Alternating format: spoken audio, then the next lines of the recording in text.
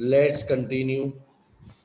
First lecture, online lecture of compulsory subject ESBM, Entrepreneurship and Business Management.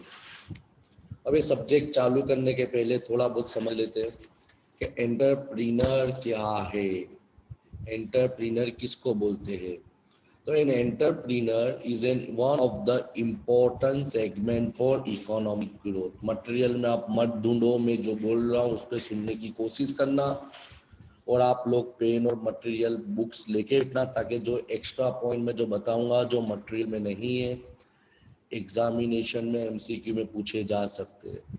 तो आप लोगों को 100% मेरा लेक्चर कॉन्सेंट्रेशन के साथ सुनना पड़ेगा। तो एंटरप्रीनर क्या है? तो entrepreneur is one of the important segment for economic growth. अगर तुमको तुम्हारे देश का विकास करना है, तुम्हारी सोसाइटी को डेवलप करना है, तो एंटरप्रीनर का इकोनॉमी में होना बहुत ही ज़रूरी है। Basically, entrepreneur is a person who is responsible for setting up a business or enterprise। यानी एंटरप्रीनर वो इंसान है जो कोई बिजनेस या एंटरप्राइज को स्टार्ट करता है। The term entrepreneur is defined in variety of way.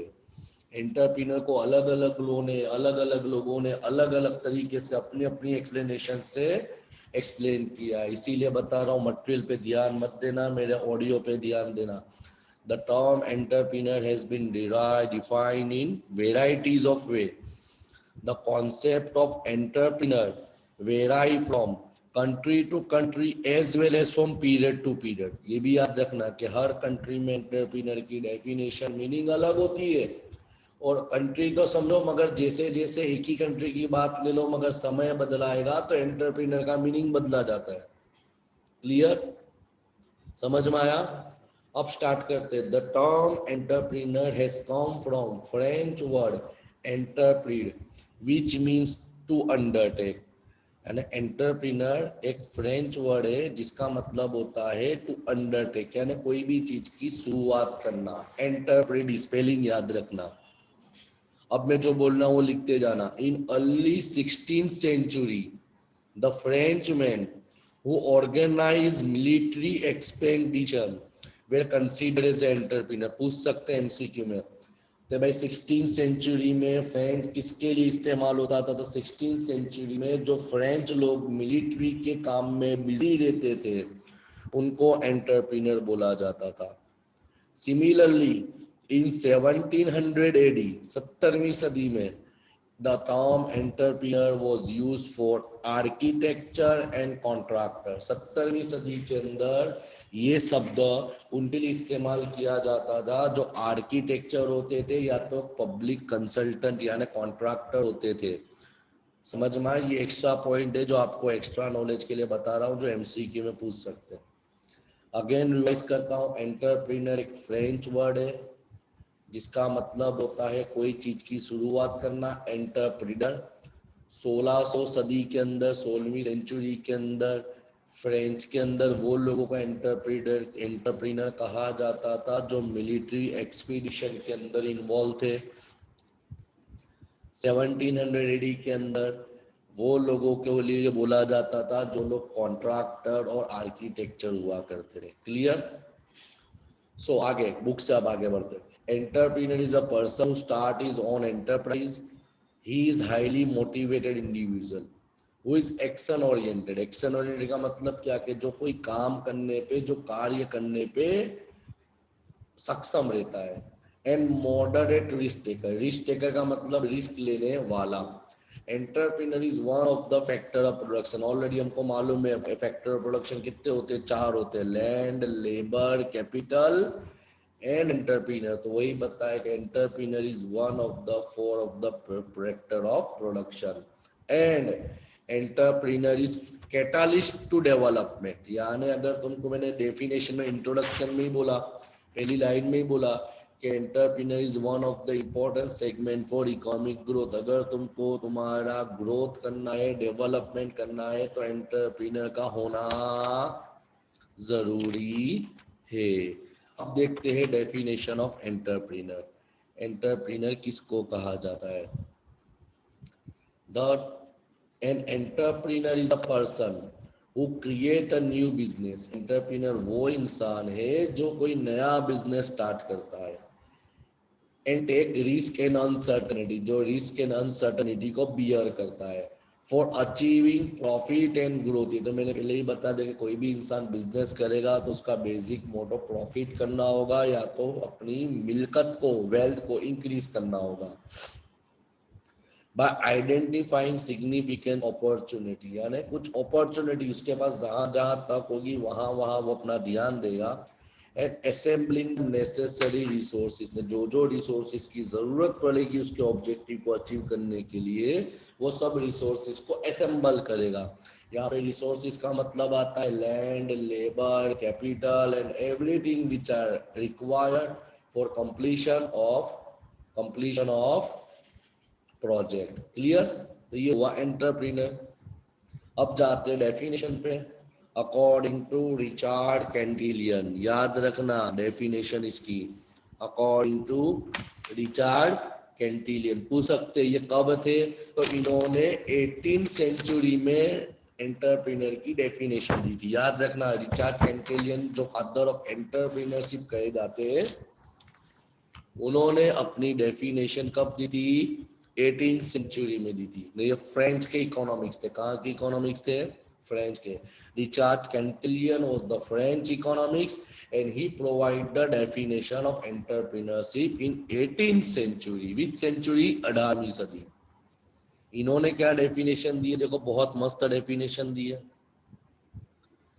An entrepreneur is an agent who buy factor of production at certain price in order to combine them with product with a view to selling out at an uncertain price in future.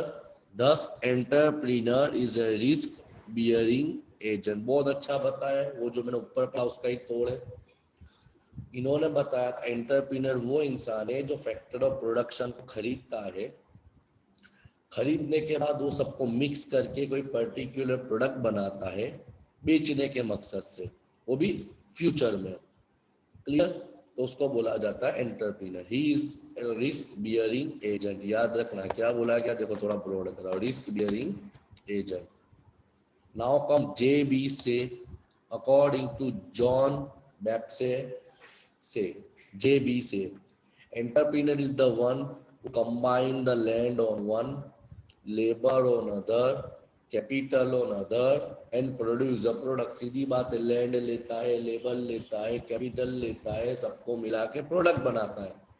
By selling the product in the market, he pay interest on capital, rent on land, wages to labor, and whatever remain is profit। सीधी बात है ना कि land वाले को rent दे दिया, labour वाले को wages दे दिया, कैपिटल वाले को इंटरेस्ट दे दिया, जो बच गया उसका प्रॉफिट। तो जेबीसी ने सिंपल बताया कि एंटरप्रेन्योर सबको बेगी करके प्रोडक्ट बनाता है, उसके बाद बेच के सबको छुट्टा कर देता है पेमेंट करके, जो वॉटेवर अमाउंट इसका बच जाता है वो इसका प्रॉफिट होता है। सो अकॉर्डिंग टू जेबी से एंटरप्रेन्योर इज एन ऑर्गेनाइजर। कौन है? ऑर्गेनाइजर है। अब अपना थर्ड डेफिनेशन देखते हैं स्कम पीटर की, बराबर है। इन्हों की डेफिनेशन एडवांस इकोनॉमी की, याद रखना।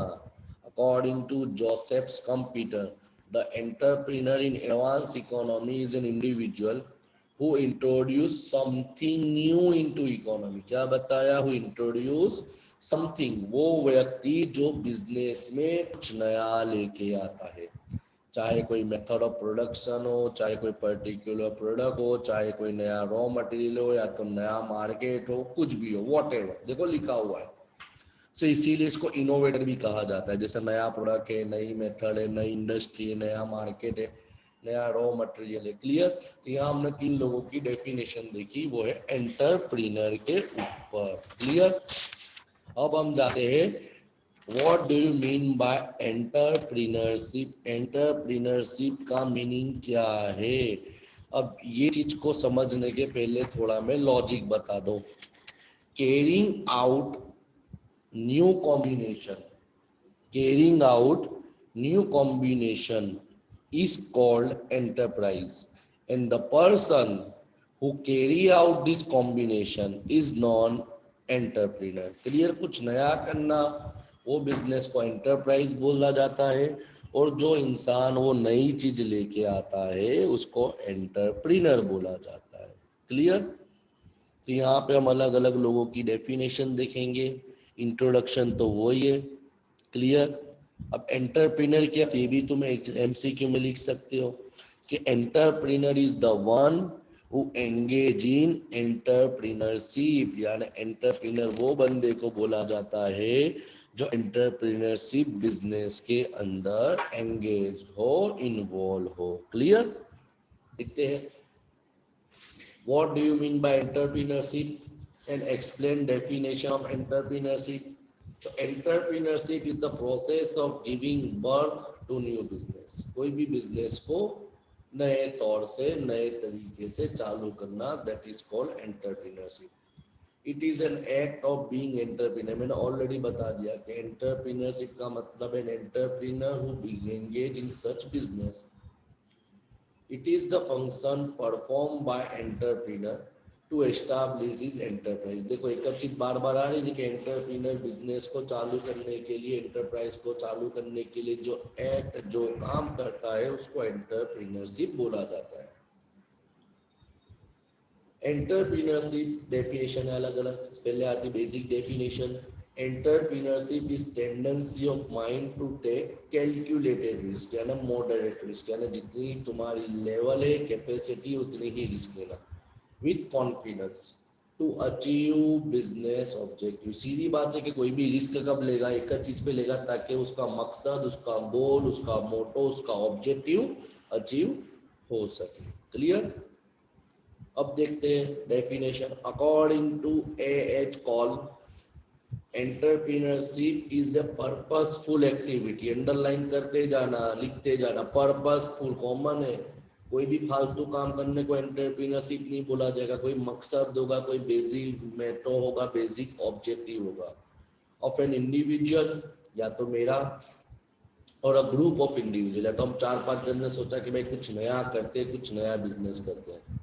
अंडरटेकन टू इनिशिएट, स्टार्ट करना, मेंटेन करना, और organize a profit oriented business और distribution of goods and services. सीधी बात है ना कि भाई कोई मकसद से इंडिविजुअल या ग्रुप ऑफ इंडिविजुअल बेगी हो गए ताकि कुछ नया बिजनेस कर सके, ताकि प्रॉफिट अर्न कर सके। Clear? According to Schumpeter, entrepreneurship is a force of creative destruction. बहुत बड़ा पॉइंट है, एमसीक्यू में आ सकता है। क्रिएटिव डिस्ट्रक्शन, इसका मतलब क्या होता है? Where established way of doing things are destroyed by creation of new and better way. कैसा? establishment way of doing new and better way. According to Robert Hiswiss, entrepreneurship is the process of creating something with value. यानी simple language में entrepreneurship का मतलब ऐसा बोल सकते हैं कुछ नया लेके आने वाला। By devoting necessary time and effort. सीधी चीजें, कोई भी नई चीज आती है तो सीधी की सीधी वो आ नहीं जाती, उसके लिए एफर्ट लगाना पड़ता है, मेहनत करनी पड़ती है, रिसर्च करना पड़ता है, टाइम एंड मनी का भी इस्तेमाल ज्यादा होता है। Assuming, accompanying financial, physic, social risk and receiving the result. हर प्रकार की रिस्क लेना ताकि तुम अपना रिजल्ट अचीव कर सको। क्लियर? ये तुम्हारा था एंटरप्रेन्योर क्या है और एंटरप्रेन्योरशिप क्या है, इनकी डेफिनेशन देखिए। Clear? Now comes on our question number 2। Explain the role of entrepreneurship in economic development of a country.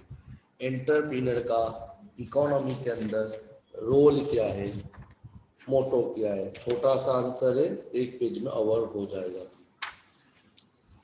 The process of entrepreneurship is very important for the economic development of a country। तो मैंने पहले definition में बताया था, जैसे मैंने सबसे पहला लाइन पढ़ा था, तो पहला लाइन क्या पढ़ा था? तो पहली लाइन मैंने पढ़ी थी, N entrepreneur is important segment for economic growth. पढ़ा था ना? तो वही बता कि कोई भी इकोनॉमी को डेवलप करना है तो एंटरप्रेन्योर का रोल बहुत इंपॉर्टेंट है।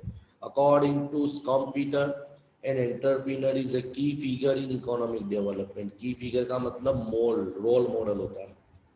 We can understood the role of entrepreneurship बोलो, इम्पोर्टेंस बोलो, कंट्रीब्यूशन बोलो, सबका मतलब एक है।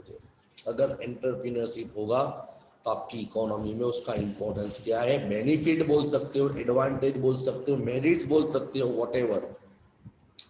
देखो देखते number 1, optimum utilization of factor of production. Optimum का मतलब होता है बेस्ट। जो भी तुम्हारे फैक्टर ऑफ प्रोडक्शन है, लैंड, लेबर, कैपिटल, उसका अच्छे से इस्तेमाल होगा। फालतू में बेकार यूज नहीं, वो आइडल नहीं पड़े रहेंगे, बेकार नहीं पड़े रहेंगे। The process of entrepreneurship activate force of factor production. In the absence of entrepreneurship, the factor of production remain idle.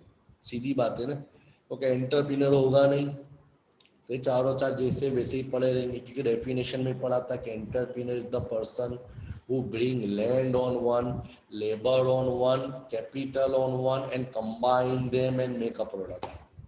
Factor production का अच्छा इस्तेमाल होगा। Point number 2, development of backward area.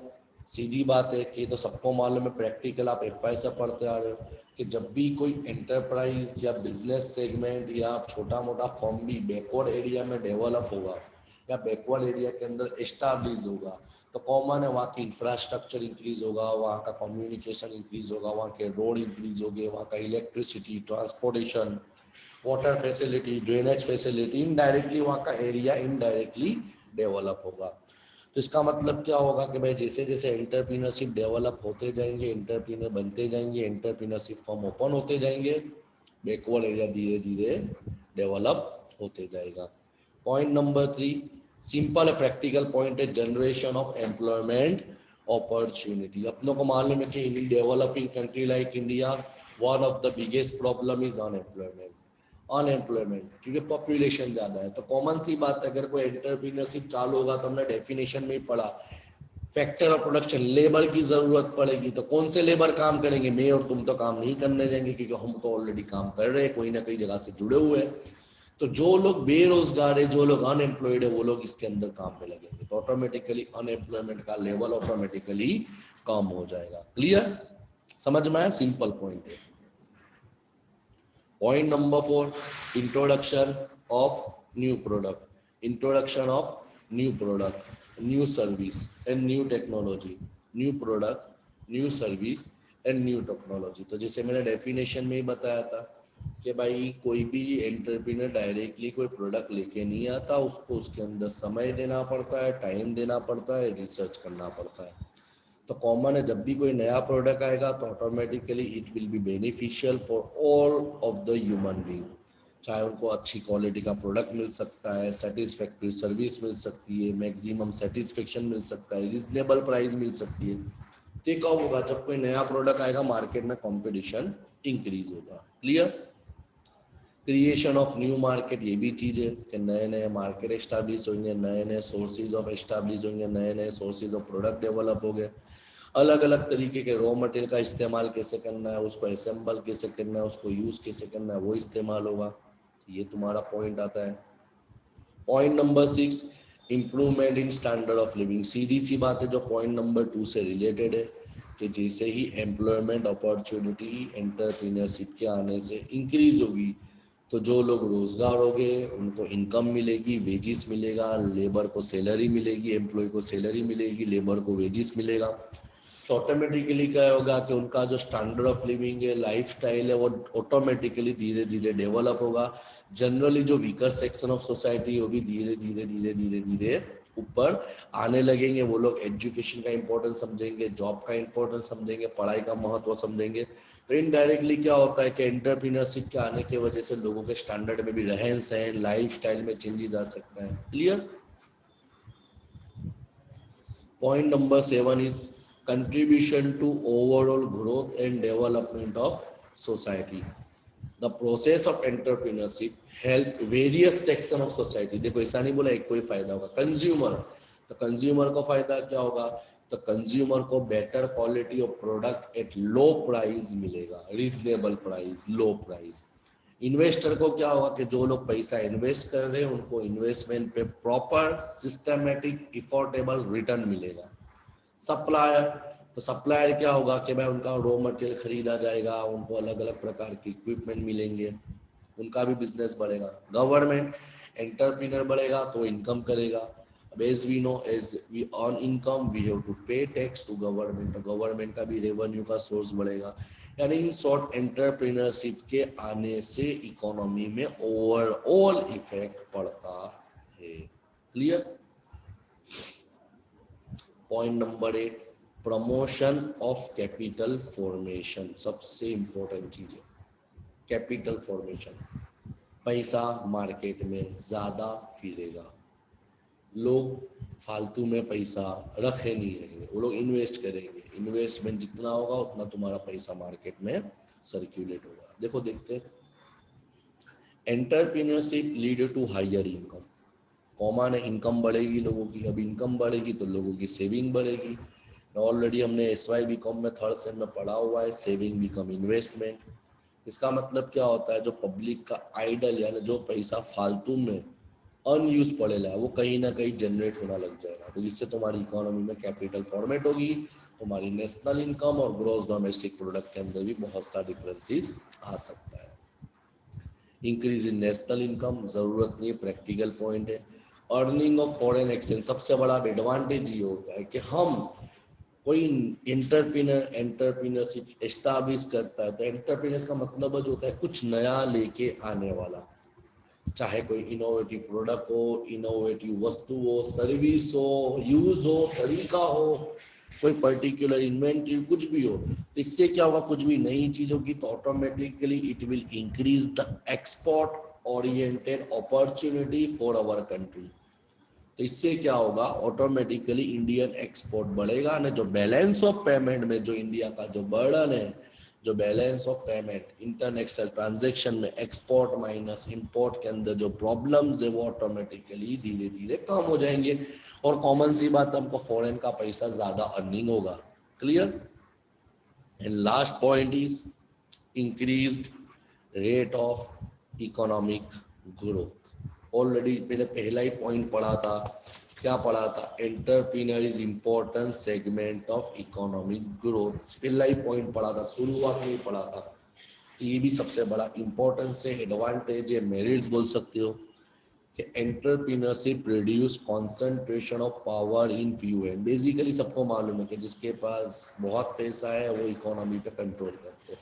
तो जैसे जैसे एंटरप्रीनर एस्टैब्लिश होते जाएंगे, उनकी जो मोनोपोली है, उनका जो मोनोपोली पावर है वो ऑटोमेटिकली डे बाय डे कम होते जाएगा। तो इससे क्या होगा कि equal distribution of income, equal distribution of power, equal distribution of wealth होगा, तो जिससे ऑटोमेटिकली अपनी इकोनॉमी का ग्रोथ पॉसिबल है।